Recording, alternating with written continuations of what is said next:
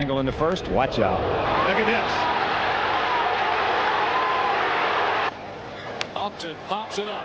Left side, Elvis Anderson backpedaling. He is under it. He puts it away. The Texas Rangers have won a postseason series. The Texas Rangers are American League champions.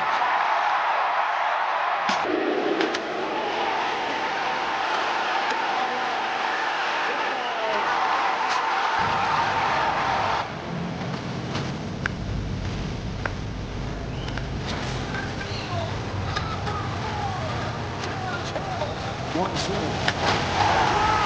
It's tied! Gonna see that going sometime. This is Burger. He's up on top. And legend goes! It's the Texas Rangers win the World Series! Hi, and welcome to another edition of Right on Rangers Live. Coming at you, bottom of the 8th inning. Drake Baldwin, 5 for 5 on the day. Where can we get one of these guys? Where can we get a Drake Baldwin, baby? Come on. Jeez. Whew. Maybe it's Malcolm Moore. That'd be nice. That would be nice, but my goodness, Drake Baldwin, Ranger killer. Why is it always catchers? Why is it always opposing catchers that choose to just become the most elite of the elite hitter against the Texas Rangers? It is mind-blowing. We got Shea Langoliers. I mean, that one's a given. We got Drake Baldwin in the NL. And look, really any other catcher, it feels like, going up against the Rangers, it just becomes an all-star, becomes a future Hall of Famer. You just can't make this up. Look, I got to go here as well, my guy. Defense is awful. Good to see you as always, man. Thank you for the comments. Yeah, the defense, it's crazy to me. I know that I sound like a broken record posting during the games, but it just seriously blows my mind. And I know we're missing Simeon. I know Seager is not up the middle, and Seager was a Gold Glove finalist last year. Let's put a little respect on his name. I know most of us are ready to move Corey to first base or DH permanently. He was a Gold Glove finalist last year. I know we're missing those two up the middle, but it never ceases to amaze me that this team less than 9 months ago won the team Gold Glove. They edged out the Toronto Blue Jays, who obviously won the pennant last year. It is mind-blowing to me that this team has taken such a fall defensively. And look, Josh Jung, I mean, dude, giveth and taketh, right? You had a great play by JJ over there, making a catch up against the netting. Literally, what was it? Very next play, you have the complete brain cramp there. I know some people are going to get on Nicky Lopez, and I'll admit, I do think Nicky probably should have stayed a little closer to the bag. JJ's got to get rid of that ball. I know what he's thinking. He doesn't want the runner to get to second base behind Olsen. You've got to get rid of the ball. You have to get in out there. You know what? Even if the Braves manage to get that runner all the way to second base, you've got to get in out there, man. Ethan, I wasn't even trying to bring up Travis d'Arnaud. My goodness. Travis d'Arnaud, I mean, it is him and Langoliers neck and neck. d'Arnaud Langoliers. Ugh. Yeah, look, JJ is a guy that obviously is swinging a pretty good bat. As Langford, he got all this one. My goodness, Wyatt. I mean, look, the Rangers are definitely not losing this game because of Wyatt Langford, man. He has had a great game today. Good stuff from him, man. 422 feet, 105 off the bat. Hello. 8-5 now. You're saying there's a chance. There's a chance, baby. We got a 3-run deficit. Man, imagine had you not given up the Baldwin shot, you'd only be down 2 right now. That would be so much easier than 3. JJ first pitch hacking, and we got a great play down there. Was that Austin Riley? What a great play, man. Getting the short hop like that. Austin Riley, the Rangers may have just done Austin Riley a massive favor. Austin Riley has not been good over the last couple of seasons, really since signing that huge contract. Austin Riley, the Rangers may be resurrecting his career single-handedly. Like, I'm being dead serious right now. This dude is on one ever since he's played Texas. I think the Kyle Higashioka pitching move woke him up, man. He hits the bomb off Higgy in the Friday night game, and he has been looking great ever since. Brandon Nimmo takes a healthy hack through strike one here. Yeah, look, JJ, we've discussed it. Jung is probably a guy the Rangers have got to be thinking of moving off of for third base. That doesn't mean that they're going to get rid of him, although I do think the Rangers are probably going to consider and maybe see what JJ's market is. I don't think that is an unwise decision. I know a lot of people love Josh Jung. And look, Josh Jung is a guy I root for as well. I say this all the time. Those of you that have been following me the past 3 years, he's a Texas boy, San Antonio born, Texas Tech guy. I mean, there's nothing to not like about the backstory, man. It's a great story for JJ. Now he's a Texas Ranger. You just want to see this man succeed. You really do. But the Rangers, they've got to do what's best for their business and for themselves. And I do think, at least at third base, you're not thinking about Josh Jung as the future down there, man. He is slow. He's not as athletic as you'd like your third baseman to be. And the defense has just taken such a turn. Jung has definitely taken a fall in that regard. Burger up to bat right now. 0-1 count. Here's the pitch. Fly ball left field should do it. Looks like Dubon is under it, and the Rangers will drop the series to the Braves by a score of 8-5. Man, I'll tell you this, that 3-run seventh inning, it's really all the more painful considering that, the Rangers had the ability to win this ball game if not for melting down in that inning, right? Hindsight's 2020, the butterfly effect. You really can't do it in this game, but man, you take away that seventh inning, the Rangers probably win this ball game, right? I mean, look, it's not a given. It's not a given. The Drake Baldwin late home run, who knows? But man, going into that frame, it is 4-3. Rangers scored 2 more runs. You hand it over to Junis and Latz. I think you could easily have won this ball game today. Easily. Yeah, I literally just said, what's up, my guy? I literally just said the Rangers, Braves fans and Braves in general should be thanking the Rangers. We may have single-handedly resurrected Austin Riley's career. Single-handedly. If Austin Riley goes on to have an incredible season, you need to circle this series. July 17th to 19th. Circle it if Austin Riley goes on to have some massive resurgence here. Seriously. He has been, ever since that home run that he hit off of the Rangers catcher, Kyle Higashioka, he's been cooking. He has been cooking.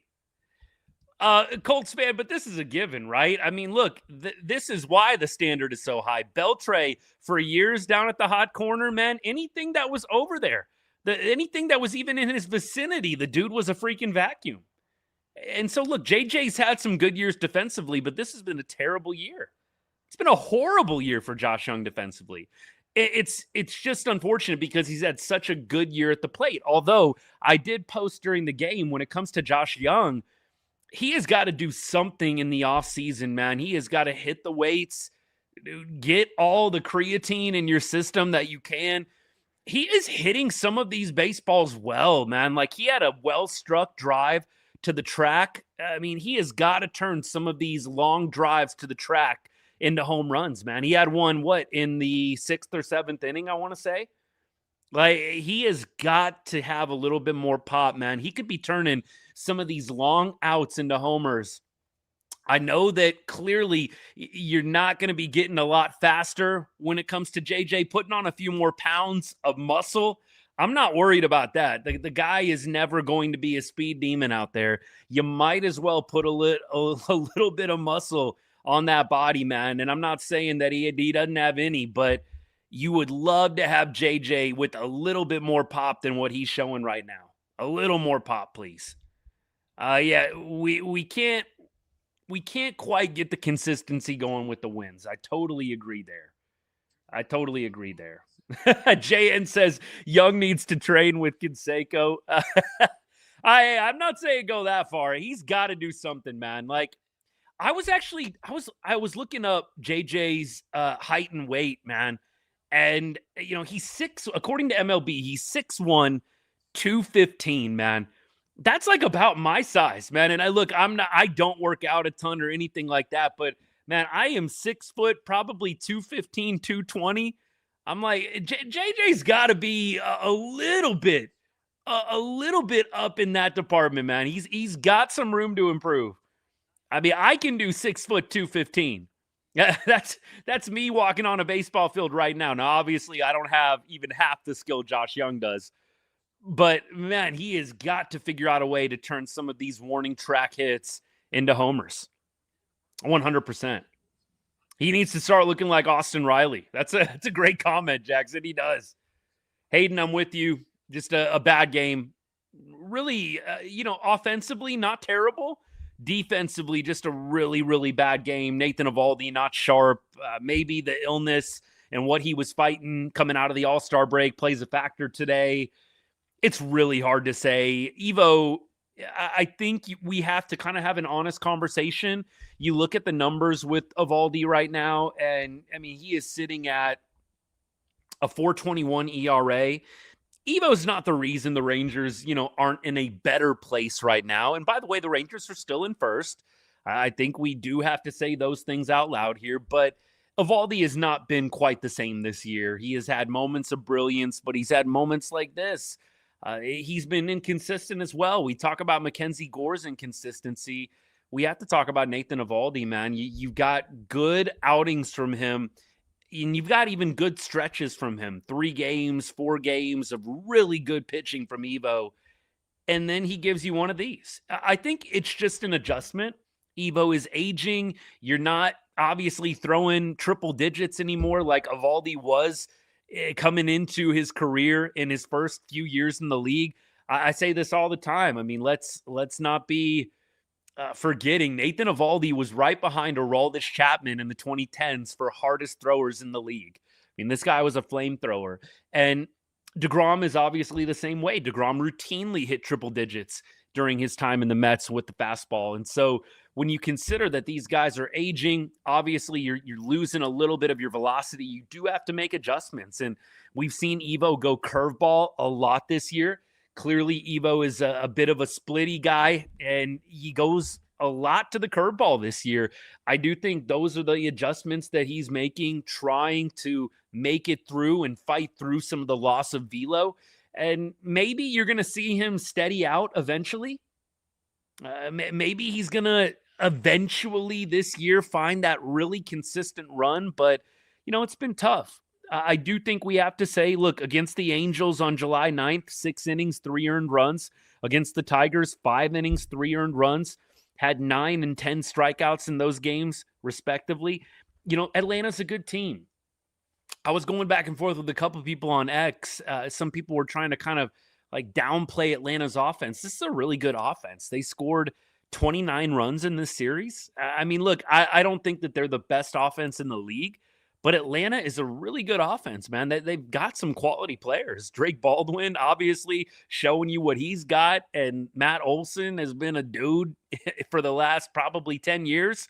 I mean, this is definitely a team that is high quality in my mind. In terms of runs scored, they're, I think, pretty close to top 5 in the league.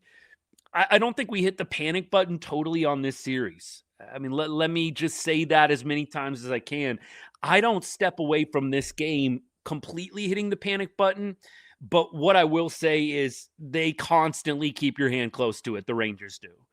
You have the bad defense today. There's other things you can point to as well. Yes, the consistency or lack thereof with the pitching. There were just a number of things that get put on display today. And you know what I take away from it? Honestly, this is what happens when you play really good teams. And the Braves are a really good team. How many games above 500 are they in the better league? The National League, clearly better than the AL this year. We do need to put some respect on the Braves. I'm not trying to go full-blown Skip Schumacher after a loss, giving all the credit in the world to the Braves. I know I probably sound like that. I think you've heard me criticize plenty today what the Rangers didn't do well. But if we are trying to get just a based perspective here, I think you definitely have to consider the opponent across the way. And the Rangers have, by and large, played pretty well against top opponents this year. They have a winning record against teams over 500. And even after this series, I believe they're now 21-18 against teams over 500. White Sox are going to be tough. You know, the fighting Will Venables, if you will, they are going to be a tough task. They beat Trey Savage today in Toronto. So this is a team that is playing well, is well coached. I think a lot of people really respect the job Will Venable is doing. How could you not, right? What he's doing with the White Sox is to be lauded and appreciated. Rangers are not going to be able to take any days off in the next three. I mean, look, literally and metaphorically speaking, you do have DeGrom going tomorrow. Helpful. We're going to preview the series at the end of the show. But you've got a little bit of a tough stretch right here against some good teams that are playing good baseball. No denying that. Let me go to comments and let me keep on rolling here. JN, I'm kind of with you on the Venable thing. I think that the Rangers just had way too much respect for Boch, right? I mean, after the 24 season, it didn't go well, and you really 1 year removed from a World Series championship, you really didn't necessarily want to get rid of Bochy. I don't think a lot of people were on that page either. You know, I think a lot of people were willing to blame the front office. After 24, I think you were more upset and pissed off at Chris Jung and Ray Davis for not going more all in and doubling down on a World Series champion. I know I was. That was my biggest thing. You just won the World Series. Let's double down. Don't do what the Mavs did after 2011. Gut the team. Right? Who could forget that? If you're a DFW sports fan, nobody is going to ever forget. I don't want to say never forgive, but some fans, I'm sure, it's quite unforgivable what Mark Cuban did after the 2011 championship. You know, wasting the last prime years of Dirk Nowitzki's career. Totally ridiculous move. And the Rangers, I think, fell victim to the same decision. You could have easily gone all in, pushed your chips to the table. We won in 23. If we're being honest, we probably weren't expecting that at the onset of the season. Clearly, every team is going to say, yeah, we want to win a World Series this year. Duh, what team isn't going to do that?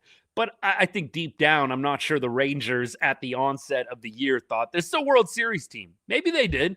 Maybe truly they did. I know at the beginning of 2023, if I'm being real, I did not think that the team was winning the World Series.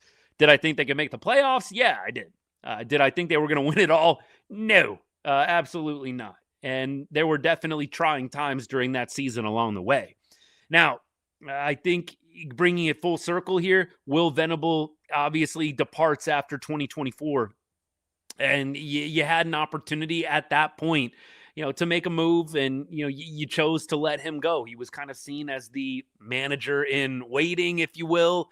And then they got Skip Schumacher on board, and the rest is history. I don't think Skip is doing a bad job this year. I don't know if I'm completely sold yet, if I'm just being honest. I know the record in one-run games, there's a lot being made of that. I know Jared Sandler, who I'm looking at right now on the post-game show, I know Jared was posting this morning about Skip's overall record. Since 23, Skip has the best one-run game record among all managers over the past, 3 seasons. I think that most of us understand record in one-run games is definitely a cool stat. But if you're really good in one-run games, ridiculously good, I think most of us compute that's not going to last forever, right? The odds are you're not going to be that exceptional in one-run games at a sustained pace. You're going to eventually fall back to the norm. And so while I do think it should be praised and applauded, I think it's also worth saying when you have a really elite record in one-run games, eventually that is going to fall back down to earth. Now, Skip, with what he's been dealt, I do think you have to say it's been a positive outcome. I think a lot of us said at the beginning of the year, the Rangers didn't do enough in the offseason. I also think there are some players on this roster that are not necessarily Skip Schumacher guys. And what I mean by that is I don't think that there are 100% across the board players, especially on the offensive side of things, that are fitting the philosophy and what Skip Schumacher really would like to see. And I think that this offseason is going to be very interesting in that regard. And even the trade deadline might be very interesting in that regard as Skip gets more invested and has more of a say, not a complete say, but at least a say in the roster management and the roster construction. I do feel like you have to say net positive for Skip, although I will say this. I don't think that I'm willing to sit here and say incredible, amazing, awesome. I do think that right now the Rangers are benefiting from a really bad division and just kind of a mediocre American League in general. And I think that going up against some of these NL teams, you're seeing a little bit of that. Yes, the Rangers beat the Cubs 2 out of 3. But clearly you're falling back down to earth a little bit here against a really good Braves team. And there's other examples we could go through as well. I'm going to keep rolling to comments here. You guys know how it works. Sometimes I get a little off track, but nevertheless, just how it goes on the show sometimes, man. Let's see. Dodgers plus 156, Brewers plus 129, Braves plus 108 run difference. We need bats. Yeah, we do. The Rangers have a negative run differential, and they have a losing expected record. Their expected record is below 500. Now, again, not all of us buy into the Pythagorean theorem, expected win-loss, blah, blah, blah. I know that that's not everybody's cup of tea, and it's not necessarily mine either, although I do find the advanced stats interesting. The Rangers, I do think everything points to they're fortunate. I know that some people are really going to probably push back on this. We've got, obviously, in the Twitterverse and in the social media verse, there's a lot of Rangers fans that, and a lot of Rangers creators that choose to just, be totally glass half full eternally. And look, I can respect it to an extent. I do think it becomes a little disingenuous at times, but I think when you look at the Rangers run differential, you look at their expected record, it's clear that they're getting a little bit fortunate, right? And they're winning a lot of those one-run games, which has been well documented, well advertised, well publicized. But I think that there are things that this team needs to do to get better. And yes, bats are definitely, I think, front and center. Bullpen would be nice. The bullpen gives up more of a lead today. You don't really have a lot of solid options beyond Alexander and Junis and Latz. I know there's some guys that are having decent years for being a rookie. If you frame it within that lens and perspective, yes, it gets a little bit better, but there's not a lot of guys that are really trustworthy in a big spot right now outside of those three that I just mentioned. And so a bullpen piece probably is top priority, Darnell, and others that are talking about going to get a bat. That being said, I think that you've seen me pretty consistently say this offense needs help, right? You got Zeke Duran hitting sixth. And look, I'm not trying to disrespect Zeke Duran. Zeke Duran is not a middle of the order hitter. Zeke Duran is not a top of the order hitter. Zeke Duran is a 7, 8, 9 hitter, and that's probably where he should be. But because of injuries to Corey Seager and just because of, I think, a lack of talent and depth in general, you've got Zeke Duran hitting in the 6 hole. And I know he had a double and a couple walks yesterday, but Zeke Duran is hitting just slightly north of 200 over his last 30 games. Now, was he deserving, I think, of a little bit more all-star recognition? Yeah, I do, especially in comparison to his competitors. But if we are just looking at what he's done in a Rangers uniform over the last month, he's hitting, like I said, I think 211, 212 over his last 30, and the OPS is below 700. He is definitely falling a little bit back to earth. That doesn't mean he can't hit a home run tomorrow and have a great game. But if we're looking at the 30-game history, it's definitely more in line with what we're used to from Zeke. Hopefully he figures out a way to get back on track. He gets a little bit of a hot streak going. That would obviously be what we all like to see. But I do think when you're thinking about a trade target, I've always kind of said Zeke Duran can play anywhere. Zeke Duran, in my mind, should be what Josh Smith was for the Rangers the last 2 seasons. Just like that catch-all guy. Hey, somebody needs a breather. Josh Jung, you need a breather at third base. Zeke Duran will fill the spot. Corey Seager, you need a day off at shortstop. Zeke's going in. Hey, one of the outfielders, Wyatt Langford, we want to do a little maintenance day on Wyatt, throw Zeke out and left. I do think second base, although Nicky Lopez had a great game today, I know he got deked on that stolen base attempt. I really don't know. I'm gonna give Nicky a lot of benefit of the doubt because he has been really sharp this year. I really don't understand how you have the slide there, the dive there. Sorry, I'm on my phone's blowing up.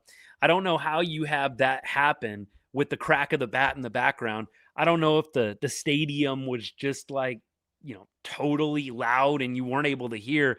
I just don't even understand how Nicky didn't hear Joc hit that ball 100 miles an hour, man. That wasn't like a soft contact hit. Joc nailed the crap out of that opposite field double, right?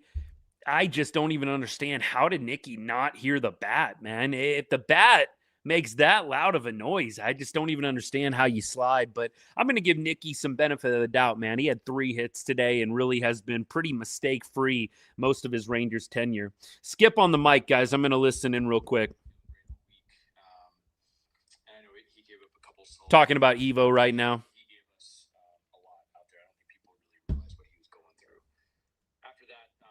Big text, the solution is getting dissolved. Gotta laugh sometimes, don't you? And then also Baldwin and Riley just had an amazing series, and we just couldn't contain them. Yep, they woke up Austin Riley, unfortunately, man. Austin was hovering above the Mendoza line. Rangers woke him right up, baby.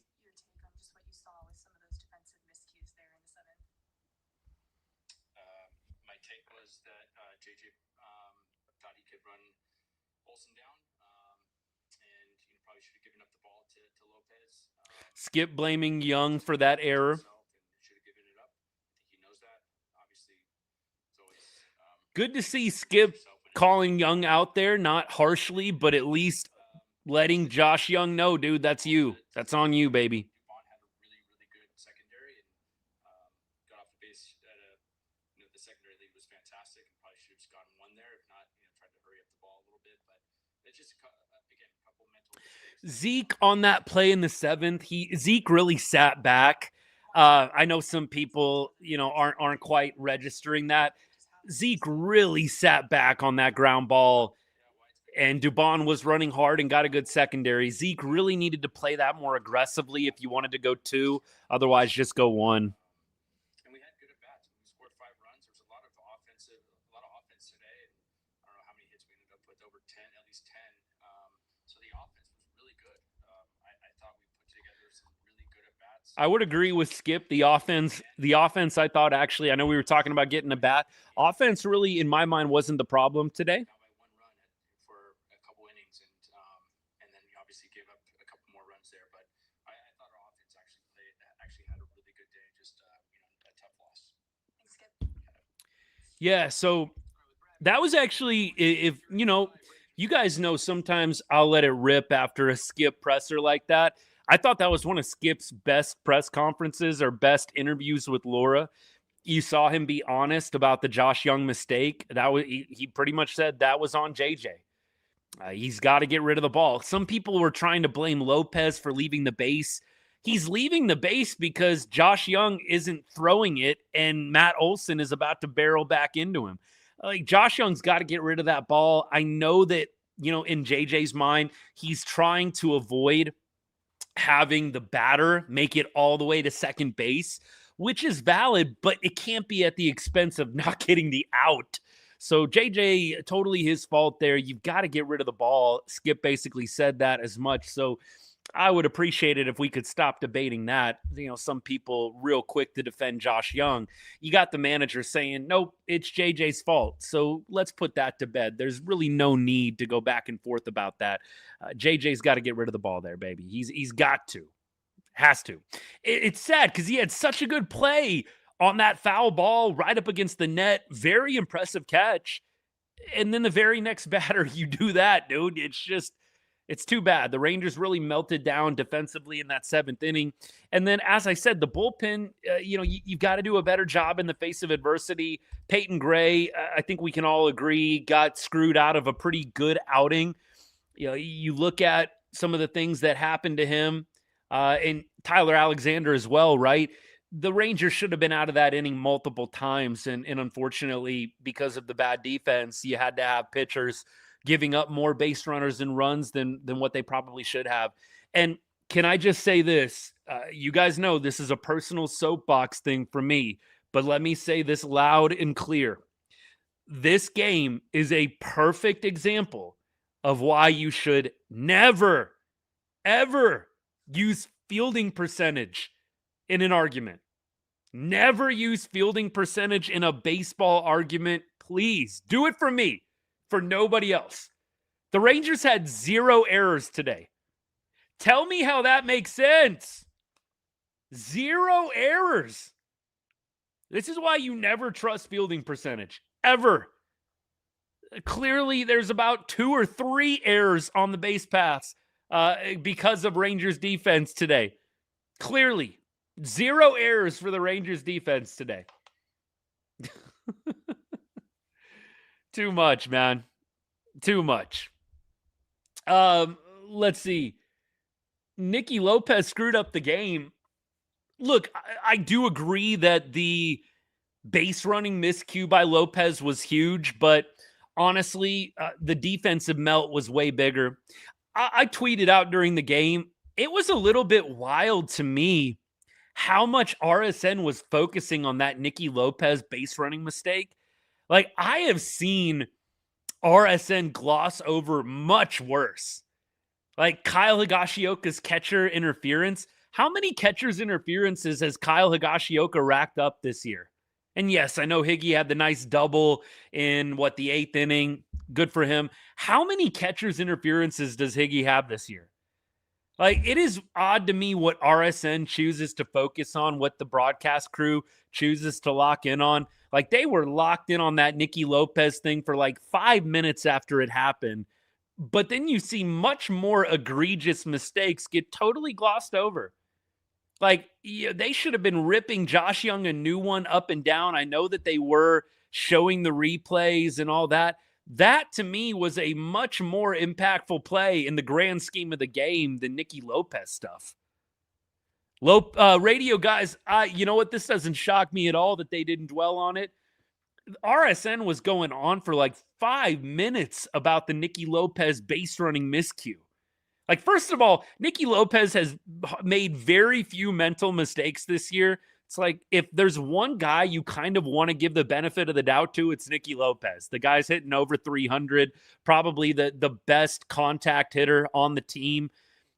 Look, I think his season for Texas is unbelievable. You consider the Rangers wanted Josh Schmidt to be the everyday player. It hasn't worked out. They pick up Nicky Lopez from the Cubs. The guy has a .315 batting average, and this is in over 100 plate appearances. I mean, look, I get Nicky Lopez did not have his best day on the base pass, but he had 3 hits today, and he has a .315 average, and the mental mistakes coming from him are incredibly rare. I'm going to give Nicky Lopez a little bit of a pass today. I'm not going to say it was perfect game from him, but I'm surely not pointing at Nicky Lopez for the reason the Rangers lost today. Evo talking right now. I'll have it quiet in the background. Let's see. Yeah, I mean, look, obviously it was a good deke by Albies, but nevertheless, you hear the crack of the bat. Joc hit that ball 100 miles an hour. I don't understand. I'll give Nicky the benefit of the doubt. I don't even get how you don't hear that. I mean, Joc crushed that baseball. 100 miles an hour. I don't even understand that.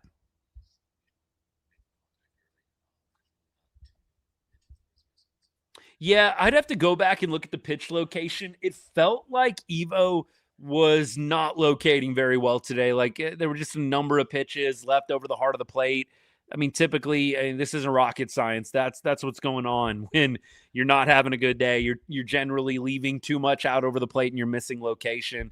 And it did feel like that was what happened with Eovaldi today, no doubt. Kenny says RSM producers are awful. They're not baseball experts, and Raymond isn't very baseball savvy. Kenny, what's good, man? Always good to see you, brother. Mac Daddy, I'm with you on trading Higgy. Look, I don't dislike Higgy, but I don't think that it's worked out amazingly for Texas. I feel like they probably thought they were getting a little bit more pop. Higgy this year hitting 218, OPS below 700, below 675. I think the Rangers probably thought they were going to get a little bit more pop out of Higgy.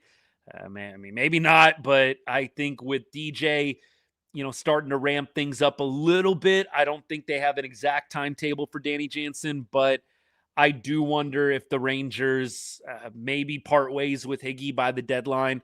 Jansen's got, about 2 more weeks to get healthy. Not sure what his prognosis is, but at this point, I do think the Rangers, if you can find a trade partner for Kyle, that would be nice. I don't know if you're going to really be able to carry the 3 catchers once they get back, and I don't think that you are going to be DFAing Danny Jansen, who you just signed to a 2-year, $15 million contract. Higgy in back-to-back games did surprise me as well. Now, you look at Diaz and you look at what he's done recently. Like, I guess you could say Diaz has cooled off a little bit, but the guy's hitting 250 over his last 7 games. Like, I don't know what more you're really wanting from him. Maybe he is under the weather. Maybe there is something going on, Steve. I must say, I was surprised to not see Diaz today.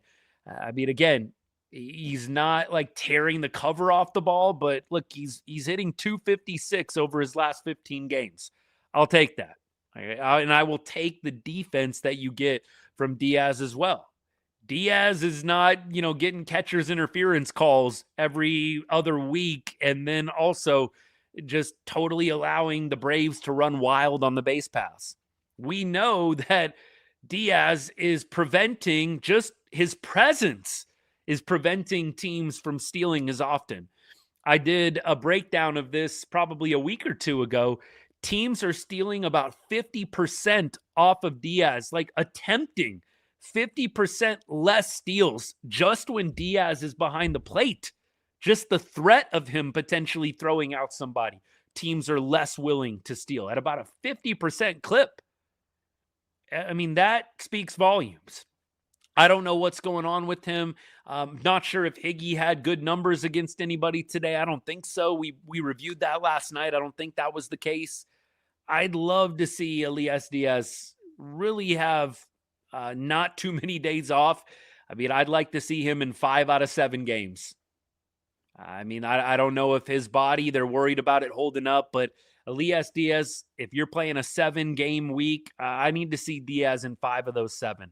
Don't give me none of this 4 out of 7. It doesn't need to be that equally distributed, man. It needs to be 5 games of Diaz, maybe 2 games of Higgy at this point. I hope a major trade is coming with the bats, especially. Just don't know. It is going to be a very interesting trade deadline. It really will be. With Evo's fastball not being as good this year, he isn't throwing it as much, reducing the potential of good pitches. He's going to throw easier to guess what's coming. We were talking about this earlier. Eovaldi's, he came into the league a flamethrower, man, and it is a tough adjustment for some guys. He was throwing above 100 pretty routinely when he was coming up with the Marlins and the Yankees and the Dodgers. He's had to adjust, man. He's sitting, 96 at this point, still throwing hard, but he is going through, I think, that adjustment period. You've seen him, like I said, go to the curveball a lot. He used to be fastball, splitty. You're seeing him go to that curveball quite a bit this year. I think he's adjusting. I think he's good enough that he's going to figure it out, but I think this has been an adjustment year for him. That is for sure. I really do. Is Osuna back on the bench calling? Yes, he is. Osuna back on the bench. He has not played much at all. I think the more I'm thinking about it, I could be dead wrong on this, but the more I think about it, the more I really wonder if Osuna is going to be some trade bait. I think the Rangers right now, the farm is a little bit depleted. If the Rangers are going to make a move, I think they're going to have to trade some MLB depth. And I think Osuna is a nice young player that some teams would look at and enjoy having on the squad. I think that Rangers fans sometimes take Alejandro for granted. That's just my opinion. I know there's a lot of talk about his defense. I think he has played less than a full season in the big leagues. Got to give this guy some grace, man, defensively. We're giving a lot of grace to other guys. We got on a big Evan Carter rant yesterday. I'm going to try not to today. We're giving a lot of grace to other players for not swinging the bat very well. I think we got to get some grace to Alejandro Osuna and the defense. I think that historically speaking, he's been a pretty good defender in the minor leagues. And I think that with more gameplay, he's going to get better in that department. Osuna not going off with the bat, 255 average, but he finds a way to get on base, man. He just does. And he's a disruptor. He is an upsetter. He will figure out a way to make his mark on a game, whether it is making a pitcher throw more pitches, whether it is drawing a walk in a big moment, whether it's getting a hit in a big moment. I'd like to see Osuna more, but he's got a tough path. Obviously, they're trying to do everything they can to give Evan Carter opportunities to do well. He had the big home run yesterday. It's not a day, I think, even though Evan Carter goes hitless today, 0 for 2, it's not a day to rag on Carter. He had a big home run yesterday. Happy for him. Want to see Evan Carter do well. I have been very consistent in my criticism of Carter, but also I've been very consistent in my assertion that the Rangers are a much better team if they can get the version of Evan Carter, or at least even a tier below the version of the Evan Carter that we saw in 2023. I'm rooting for Evan Carter to do well. It's unfortunate that Evan Carter's playing time and Wyatt Langford's obviously return from the IL means that Osuna is the odd man out. I think a lot of people like Osuna, fan of what he brings to the team, but unless Osuna starts playing some first base and potentially platooning with Jacob Burger, I don't think you're going to see a lot of Osuna over the next week or two, barring an injury, which I don't want to see. Nobody wants to see Wyatt Langford go down, Brandon Nimmo go down. I think Osuna, maybe Josh Smith. There's some other MLB depth guys, maybe Ezekiel Duran even. I'm not saying that just because he had a little bit of a rough series. I think the Rangers could be wise to see if you can sell high on Duran. I know he's controllable. I know he's cheap. Some of you guys have checked me on that. I get it. But controllable and cheap is the perfect trade piece. I don't know who said that yesterday. I'm not trying to steal anybody's material here. If a guy is controllable, cheap, and producing, that is the perfect trade bait. Perfect trade bait. So I do think that Zeke Duran, Josh Jung, not necessarily this year, but in the offseason, I think those guys could be interesting to at least dangle out there and see what you can get. Osuna for Lane Thomas would be a bit wild for me. But Lane Thomas getting a lot of airtime in Rangers chats, man. I'll pass on Lane. I don't think he's a bad player, but I don't think he does much for Texas chances. That's just me. I don't think Lane Thomas, an acquisition of him, really moves the needle a ton. If you sell high on anybody, it's Jung. Do agree on that.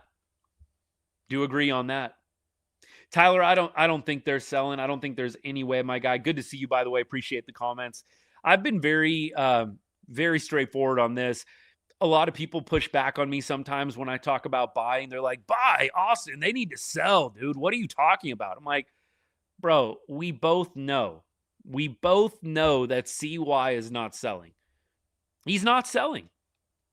Like, he's not selling in any way in terms of like the good players that we have on the roster. Like, could he maybe sell like an MLB depth guy like Osuna? Sure. I could see him trading Osuna. I could see him trading Josh Smith. I could see him potentially trading Ezekiel Duran. I could see him trading Higgy. I could see him potentially trading a Joc Pederson. even though Joc had a great series in Atlanta. I could see CY doing maybe some soft selling like that. There's no way he's going to sell, Evo, DeGrom, Seager. There's no way he's going to trade off the big boys. Like next year in CY's mind, I guarantee he's thinking, I can reload and I can maybe sign a couple of guys. Maybe Walcott breaks camp and is on the major league roster at the beginning of the 2027 season.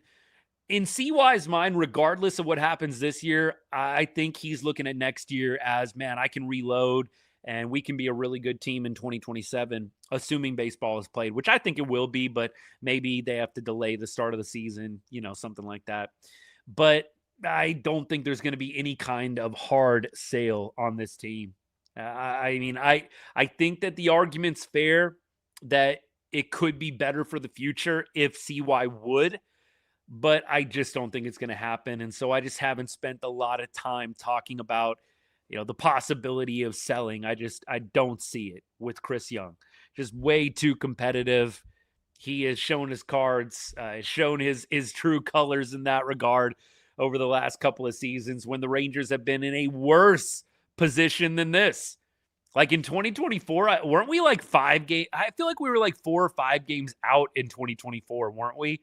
And we were buying. That was like the Carson Kelly, who was it that we got? Why is the name slipping me? Big Country. When we got Big Country and we got Carson Kelly, weren't we like 4 or 5 games out that year? And we still bought? I just don't see any world where we don't go out and buy some players, man. Langoliers to the Rangers would be fun. Langoliers, Rockwall guy, DFW guy. He loves hitting in Arlington. Langoliers would be a fun guy to bring on. I think that I would be all in on a Shea Langoliers trade as long as you're not having to sell the entire farm. I don't think the Rangers are going to trade Walcott. I know we've talked about that a number of times this year. I don't think the Rangers are trading Walcott. I think they might part with a Scarborough, maybe a Winston Santos. I think there are guys in the top 5 that they would deal. I don't see them trading Walcott. I don't think there's any way that they do that. Maybe. What, Ethan, you were a Rockwall graduate. I wonder, was that the high school that he went to? Look, I'm not going to pretend like I know every single high school in the DFW area, if there's multiple in Rockwall or not. But, yeah, Shea Langoliers, Rockwall guy. There you go, 2011. Hey, that's my year, man. Well, actually, college. I'll date myself a little bit. 07 for high school, 11 for college, baby. Nick Kurtz didn't sign a big contract extension with the A's. He might be on the market. Woo! Can we get Nick Kurtz playing first base in Ranger red, white, and blue? Oh, I would love to see that. No offense to Jake Berger. Like the guy. If you give me Nick Kurtz in Ranger red, white, and blue, hello, please. Yes, please. I don't know what that is going to take, but I totally would be on board with getting him. If the Rangers fired Skip right now, what would my reaction be? What a question, man. That's a great question. Great hypothetical. You guys know I'm always down for a good hypothetical. I would be surprised. I would definitely be surprised. Obviously, I would think to myself, probably a little bit quick on the trigger. But I wouldn't think to myself, man, this is season ending. If that maybe gives you a little bit of a clue. If Skip was fired today, I would be a little bit shocked, a little surprised, but I wouldn't be sitting there thinking to myself, season over. What are we going to do, without Skip? Maybe that sounds disrespectful, but I have said a number of times this year, the jury's out for me on the effectiveness. It is. I think Skip is doing a good job steering the ship, keeping the ship afloat. I'm not sure how many wins Skip has been worth this year or how many losses Skip has been worth this year. That to me is definitely an interesting hypothetical, but I can't say I would be glooming and dooming if Skip was suddenly let go. Don't get it twisted. I'm not advocating for his firing. But the hypothetical question was, what would my reaction be if Skip was fired today? Surprised, a little shocked, but I would not be negative, glass half empty. Oh, this is the worst thing in the world. What are we doing? I don't think you'd probably see that from me. I think I would be wondering the reasoning, the sudden firing mid-season when the team is in first place, but I don't think I would be totally hitting the panic button on the season. Smith, Osuna, and some prospects for Kurtz. Don't know if that's going to get it done. I'm sure the A's would ask for Walcott, and I probably wouldn't be willing to do that. I just think I need to see Walcott a little bit more for me to feel great about dealing him in that sense, in that regard. Nick Kurtz has been very, very good over the last couple of years, but man, I would probably pause a little bit on dealing Walcott there. I wouldn't totally say no, but I do think you would try your best to trade other guys that are not Walcott in a deal like that, if you could help it. You might have to give up some top 5 guys.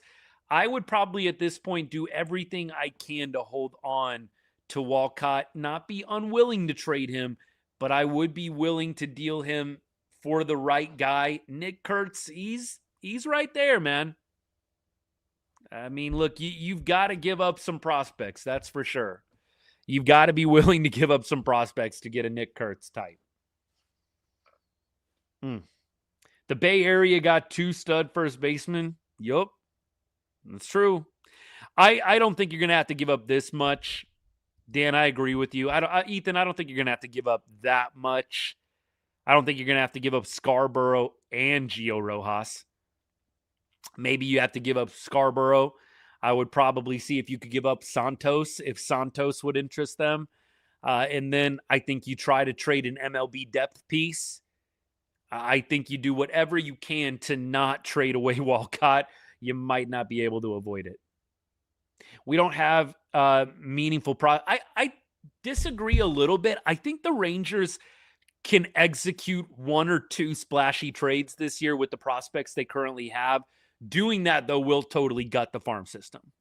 I think that the notion that the Rangers have nothing that teams would like is probably a little bit too far on the hyperbolic, exaggerating side. I think the Rangers have some prospects that other teams like. I think Scarborough is a prospect that a lot of teams would like. I think Santos does have appeal. Obviously, Walcott has appeal. And then you've got major league depth guys like Duran. Yes, like Josh Jung.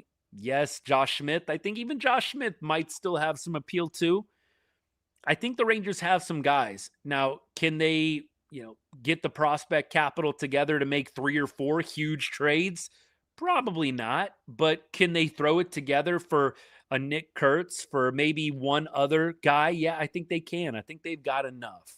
I think there's definitely a top-heavy component to the Rangers farm system. If you look at their top 5 right now, I think there's some dudes that would definitely get you a return. It's just, I think the drop-off's a little steep. The Rangers, I think, are quite top-heavy with the prospect list. It's just, I think, 1 to 30, the drop-off is pretty sharp. And I'm not trying to be disrespectful to guys down on the farm, but if we're talking about evaluations, I think once you get outside of top 5, maybe the top 7, it starts getting a little dicey. Keep rolling. A's need pitching. Maybe give them Gore, Garcia too. Whew. I don't know what Mackenzie Gore's trade value is. I do not know what Mackenzie Gore's trade value would be. I know there's some people after yesterday's start trying to get Mackenzie Gore out of town. I do not know what that dude's trade value would be. I'm not sure it's going to be super high. I don't think it's nothing, but I don't think it's something. We keep rolling. Might need to reactivate cash considerations in a trade. Yup. And I don't know how much the Rangers are willing to take on. I know they have wiggle room, before they get to the luxury tax threshold, right? We talked about this. They probably got about $30 million to play with before they go over. Do they want to spend $30 more million on players? Don't know. But, man, they definitely have the room to take on some salary. Just not sure how much they actually want to. I would not mind seeing the Rangers get a little bit more active. I don't know if they're going to wait till the last second with some of these trades, but I'd love to see them get a little bit more active in the trade market. By the way, I don't know if you guys saw my post today. July 19th, 2000, the day the Rangers traded Esteban Loaiza for Michael Jung, a little-known Double-A minor leaguer. You wonder if the Blue Jays want that trade back, man. Michael freaking Jung for Esteban Loaiza. This day in Rangers history, 26 years ago. I love, I've been doing a lot of those history posts lately, and I love doing those, man. It is so much fun to go back, to go find video. You know, I clipped together Michael Jung's first hit against the Orioles and his last hit. I think it also against the Orioles, if I'm not mistaken. Let me look at that. Is that true? First hit and last hit against the Orioles? I know I'm getting off track here. I know we were talking about trades. I think it was. Now, not the regular season hit, but we played the Orioles in Michael Jung's, in the playoffs, right, in the wild card game, in Michael Jung's last game as a Ranger, which I don't think we really knew it was going to be his last game. I think there was a thought maybe it could be, but... Or is it the Tigers? What is it? No. First hit was against the Orioles. Last hit was also against the Orioles in the playoff game. That's kind of cool. I don't know why I didn't realize this as I was making the video, but yeah, Michael Jung went 2 for 4 in the Rangers wild card winner-take-all game against the Orioles, which they obviously eventually lost. Yu Darvish was pitched a great game. Rangers weren't able to win that one. And Michael Jung obviously went to the Phillies in a trade the very next year. Too bad that Mike Jung didn't get to play the rest of his career as a Ranger. In my view, Mike Jung, by the way, I know some people thought he was a little dramatic with the trades. I don't get any kind of negativity towards Mike for being upset that he was getting moved around the entire infield left and right. And remember, the Rangers traded Mike Jung because they wanted to clear the way for future Hall of Famers Mike Olt and Jurickson Profar. That's why the Rangers traded Mike Jung. They wanted to make sure that they could get Mike Olt and Jurickson Profar more reps, baby. I will never think negatively of Mike Jung because he requested some trades because the Rangers were yanking him all over the field. Mike Jung, as a player, as an all-star player, a batting title winner, you're always going to try and do what's best for yourself. I know there's a number of fans that think that players should always be submissive to the team in all circumstances. I don't hold it against Mike Jung that he was pissed off that they were moving him around. Beltre, obviously, Hall of Famer. That makes sense. A-Rod, should have probably been a Hall of Famer if not for the steroids. Would have been a Hall of Famer if not for the steroids for sure. The moves make sense, but I think you can also understand why Mike Jung would have been frustrated.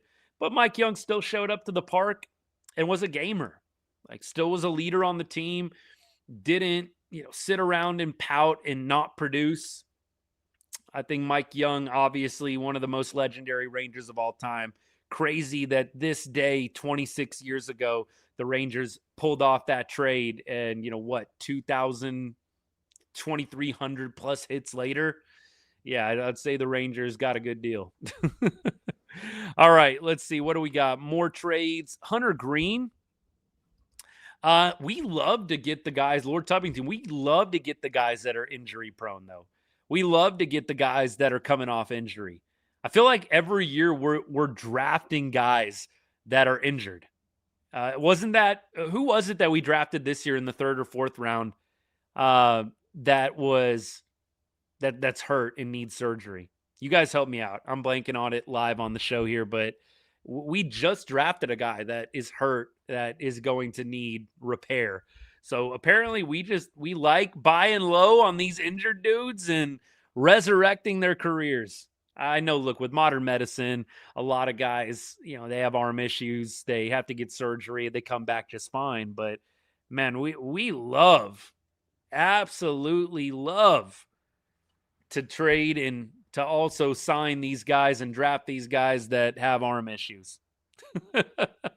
Yeah, it's right. It was a Longhorn guy. I remember that. Bamila, yeah. Rangers love drafting these kind of guys. I mean, look, it was something that they did last year too, right? With AJ. They drafted AJ last year, who's, I mean, look, doing great. I mean, no doubt AJ Russell is having a really good season this year, but I mean, look, they did it with AJ Russell last year. Just out of curiosity, this is interesting. MLB.com has Caden Scarborough ETA as 2027. I did not have that on my radar, but they have Caden Scarborough's ETA as 2027. Interesting. I would have thought Scarborough would be more of a 28 guy. And when I brought up Scarborough, a lot of people have said like, oh, he's not going to help you next year anyway, so he makes sense to trade. MLB.com, which take it with a grain of salt, yeah, but they are saying Scarborough ETA is 2027. Okay. Okie dokie. I guess. They definitely have a few guys I really do feel confident that other teams would be interested in. Really do feel that way. I mean, you look at the top 5: Walcott, Scarborough, Russell, Corniel, Santos, Josh Owens, Davalillo. I mean, you've got a lot of guys I think that would draw some interest. I'm not saying it's the best farm system ever, but I do think the fans that are saying there's nobody that anybody would want from our farm, I don't think that's accurate. I think the Rangers have some good potential, especially in the top 10. I mean, yeah, maybe if you get outside of the top 10, it gets a little dicey, but nevertheless, yeah, you're going to have to give up some good stuff for Hunter Green. Even with the injury, you're going to have to give up some good stuff for him. But is Hunter Green going to actually pitch this season, or is he out for the season? Ethan, do you know? Is he out for the season, or is he coming back at some point? I mean, look, I don't know if I guess you're making a move for the future if he's not really going to come back this year. But nevertheless. All right, y'all, let's wrap up the show a little bit here. Let's go to tomorrow's game. Somebody said on, was it on TikTok or was it here? The real tall guy with the Randy Johnson profile. Yeah, you got it. Matt, you were saying it bothered you that they pitched Evo today. Matt, what's the, you were talking about this earlier too, Matt. I don't know if you're still hanging out or not, buddy, but appreciate the comment. Always good to see you. What would you have done though? And I'm not asking genuinely. I know my tone was like a little accusatory there. What would you have done though? I'm really spitballing with you here. If you don't pitch Evo today, what do? You just go total bullpen game? Start Tyler Alexander? Just go bullpen game? I don't think that would have gone very well. I mean, look, you lost the game anyways, which obviously sucks. But I mean, what would you do if you don't start Evo today? You probably start Tyler Alexander, and what you maybe throw some of the other guys, Alstrom for a couple, Wynn for a couple. You just really try and piece it together. Like, I feel like it would have been tough if you would have done bullpen game today. And you have the off day coming up on Thursday before the Mariners 4-game set. But, man, I just don't know if you wanted to do a big bullpen game today and then you have everybody toasted for that White Sox series. That would be my only pushback on, why did they start Evo today? And look, under the weather, pitching in 90-degree with humidity, I mean, that's not a great ask of a guy that's just been sick. And Eovaldi, if you didn't know, was coming off of illness. So I do understand the notion there. I get the sentiment. I just think it's kind of a lesser of two evils. Do you want to totally toast the bullpen today, or do you want to throw Eovaldi and then have DeGrom throw tomorrow? I don't know. Argentina and Spain are in extra time right now, 0-0. There you go. That's probably what I'll be watching after I get off here. Probably what I'll turn on right after this. I saw it was 0-0 halftime, but obviously getting ready for the show, not really able to hang with it. Although I could easily get it up on YouTube TV here on the other monitor that I have. Maybe I'll do that now that we're winding things down.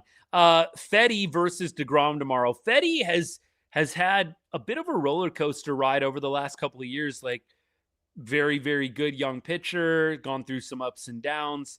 Fetty 415, 5-6 record, 60 Ks on the season against Jake Burger. Former team, by the way. Wonder if Jake Burger's got a little extra juice going into this series. Burger 0 for 3, Diaz 1 for 3 against Fetty. Foscue, who we probably won't see tomorrow, right, because of the righty-righty matchup. Foscue's 0 for 2, Higgy 0 for 1. Don't imagine we'll see Higgy tomorrow. Just the defense plus playing 2 days in a row. I think they'll go Diaz. Josh Jung 0 for 4 against Fetty. Wyatt Langford 0 for 5. This isn't looking good, y'all. Pederson 0 for 7. My goodness. Osuna 0 for 2. Oh, this is ugly. Brandon Nimmo, okay, thank you. Nim saves the day. 7 for 28, 250 average. And Elias Diaz is like the best hitter against this guy, and he's 1 for 3. On the other side, against DeGrom, you got 5 White Sox players that have ABs against DeGrom. Benintendi 0 for 8. Grichuk, a DeGrom crusher. My goodness. Grichuk, 385 average, 13 ABs, 2 bombs. Maydroth, I don't know if I'm saying that right. My bad if I'm not. The second baseman. Maydroth is 2 for 3. Teal, the catcher, 0 for 1. Vargas, all-star, third baseman, is 1 for 3. Not a lot of ABs against DeGrom. Jacob DeGrom, by the way, last start, we remember 5 innings, 2 earned runs against the Angels. He was pulled a little early. We found out it was because of a glute issue that he was having. He rested. DeGrom, by the way, over his last 3 games, has not allowed more than 2 runs in any of those starts over the last 3. You go back, his last start against San Diego was the one where he gave up 6 earned runs. Rangers in that game still managed to get DeGrom the win. Baseball is the weirdest sport in that regard. DeGrom gives up 6 earned runs against the Padres. Rangers were able to come back and win that game. Kind of crazy, but that was a fun game, wasn't it? It was like 5-0, 6-0. Rangers came all the way back to tie it in that bottom of the first inning. That was a great game. DeGrom got the win in that game. That was the last time that he has given up more than 2 earned runs. In fact, if you take out that start against the Padres, DeGrom has not allowed more than 2 earned runs in a start since May 22nd. If you take out that start against the Padres, he has not allowed more than 2 earned runs in a start since May 22nd against the Angels. DeGrom and the Angels, man. I definitely think Rangers are going to have to score some runs tomorrow. That is for sure. For sure. Bradford first 2 innings of every rocker start is an interesting concept. Bradford pitched pretty well in AA, last night or a couple nights ago? Monty got lit up by the Aviators. And I did post, the Aviators are, I think, the best team in the PCL. I believe that's right. I know that they won the first half. They were the best team in the first half. Don't know how they've done in the second half. But the Aviators are a good team. I mean, they're right here in my backyard in Vegas. I do keep up with them a little bit. They're always in the paper. They're definitely always covered here by the local media. So Aviators are a good team. Don't know if you want to hold the Montgomery start against him too much. It's not super encouraging. I mean, it was like 2 innings, 6 earned runs. But look, it's one start. I definitely think Montgomery, you just got to keep the expectations where they should be. Montgomery is needing to be like 2025 Patrick Corbin for us. He's not going to be 23 Montgomery. If he is and he turns into that, amazing. But I think what the Rangers need out of Monty is what 2025 Patrick Corbin gave us. Eat up a lot of innings, keep us in ball games. Don't get lit up to the point where, you know, we're going to the bullpen in the 3rd inning. Give us 5 or 6 innings every time, we'll be happy. That is what I want to see out of Jordan Montgomery. I think a lot of people are pumping up Monty a little bit too much. And I'm not trying to be a hater. I'm just trying to keep expectations where they should be. This guy has not pitched at an elite level since the ALCS. I know he got hit around a little bit against the Diamondbacks in the World Series. Look, the ALCS is where he shined. Monty really hasn't pitched at that level since then. It's been almost 3 years. And so I think the expectations need to be tempered just a little bit. I hope he comes back and can be a quality innings eater for Texas down the stretch, especially while Jack Leiter recovers. Now, we look at around the league, what's going on right now. You look at the Angels, they are tied right now 1-1 with the Tigers. Mariners are tied 2-2 with the Giants. You have the Astros losing to the Orioles. Man, the Astros are in a bad way right now, and you love to see it. They are in a bad way right now. Anything else? What'd the A's do? Where are the A's at? A's are losing 5-1 to the Nats. Let's go to the standings. Standings say Rangers maintain first place. Either way, regardless of what happens today, Mariners are just a game out now, but if they lose, they would go back to a game and a half. If the Mariners win today, they would bump up to a half game out of first place. The wild card is getting interesting. Right now, the Mariners are a game and a half out of the wild card, which kind of solidifies what I've talked about at different points this year. In the West, if you're a team in the West, your best path is a division win. I know for a while, the Rangers were like in the last wild card spot. Now what you're seeing is the AL East start to heat up, right? The Red Sox, Ethan, you pointed out, have won 13 in a row now. What a story for them. They fire Alex Cora, which was almost universally like, what are you guys doing? You're an unserious organization. The firing of Alex Cora is looking pretty good right now, I would say. 50-48, and the Red Sox are in a playoff spot. At this point, this is what I think exactly what was going to happen. It's happening. The other teams in the AL are starting to heat up a little bit. Shoot, you've got the Guardians. You've got the Twins. The Twins are hanging around 500, man. Like the Tigers are only 4 games out of a wild card spot. The Tigers, to me, are underperforming. Like there are just a number of teams in the AL that are underperforming that I think are going to hit their stride in the second half. I do think the Rangers' best path is going to be winning the division. I think it's going to be winning the division, man. Rangers have a negative 31 run differential, and their expected win-loss is 46-53. Rangers are going to have to win this division, man. I do not see the wild card being a super viable option with the quality of teams that are in the AL that have been underperforming up to this point. Boston is on fire, man. They are 100% on fire. I am with you. See, I'm with you on this. You got to win the West. And that's how I felt all season long. And I was surprised that the Rangers were in the wild card hunt really all first half. I think you're going to start seeing some of these teams pull away in the wild card race, especially teams that are in competitive divisions like the AL East, right? Shoot, you got Baltimore. Baltimore at 49-51 is 2 games out of the wild card. It's going to be tough, man.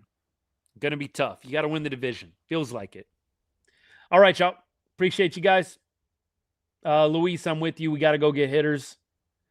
Rangers are connected to the Rockies and Goodman. Matt, where did you hear that? That's the first I've heard that the Rangers are connected to Hunter Goodman in any way. Has anybody else heard that? Rangers connected to Hunter Goodman? I have not heard that. But maybe I got to get on X here and figure it out. Look, I don't hate it. You're not going to see me, just full disclosure, you're not going to see me hating on any trade in which the Rangers acquire top talent. Will I be like a little, man, I sure hope this goes okay in a couple of years with the farm. But, man, we got Hunter freaking Goodman, baby. If that's the case, you're going to see excitement out of me. Weaver from the Mets, I wouldn't be mad at that either. You're really not going to be hearing any negativity out of me if we go get Scooble, Hunter Goodman, the cream of the crop of this trade deadline. You're not going to hear any negativity out of me, man. I'll be happy that we got some good players. I'll worry about the farm later. Goodman would be crazy. That would be crazy. But I wouldn't be mad at it. How about keep Elias Diaz, feature Hunter Goodman as your number one, and bye-bye Higgy and Danny Jansen. Love you guys. You're Rangers forever, but bye-bye. let's keep Diaz and let's roll with Hunter Goodman. That is the video you'll be seeing me post. Hey, how about the Mavs trading for Rissikar, man? I hope I'm not butchering that last name. Good little buy low, high upside move. Not bad. I mean, not season altering in my opinion, but it's a trade.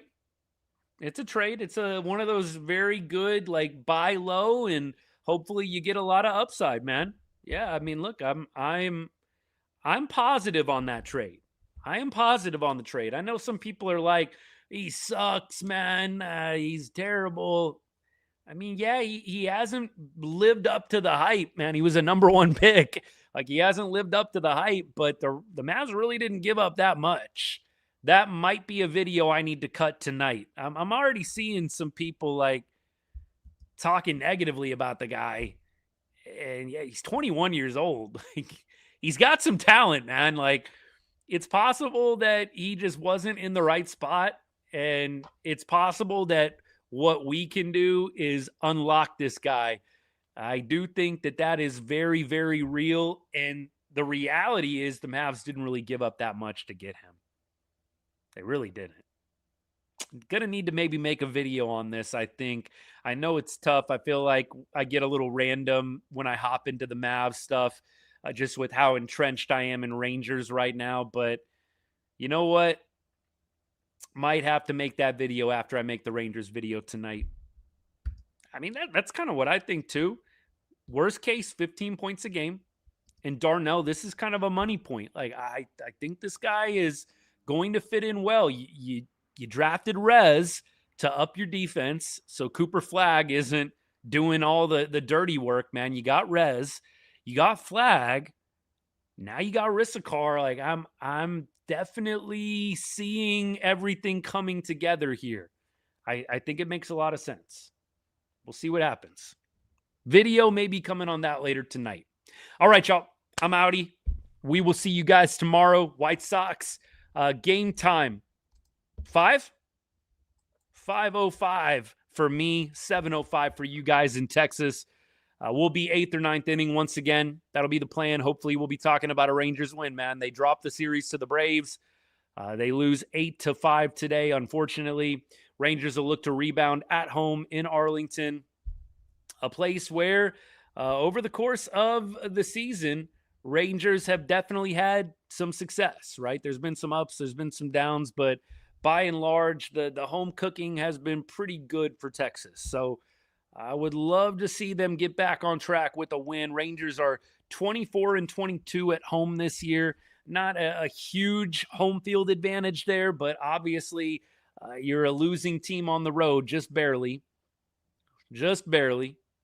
But a winning team at home. You hope that the home cooking can do something special for them. Game 100 tomorrow. Yes, sir. Yes, sir. Yes, sir. 2 years younger than Max Christie. That is some good perspective there. I like this. I'm gathering all this for the video I'm going to put out later. By the way, appreciate all you guys. Thank you so much for the comments. Thank you for the likes. We got a number of those going on the TikTok today. Thank you for everything you do to help grow the channel.